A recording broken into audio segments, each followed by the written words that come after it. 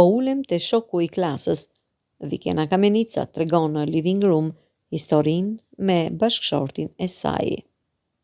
Sopranoja e njohur Vikena Kamenica ka treguar momente të veçanta nga karriera dhe jeta e saj.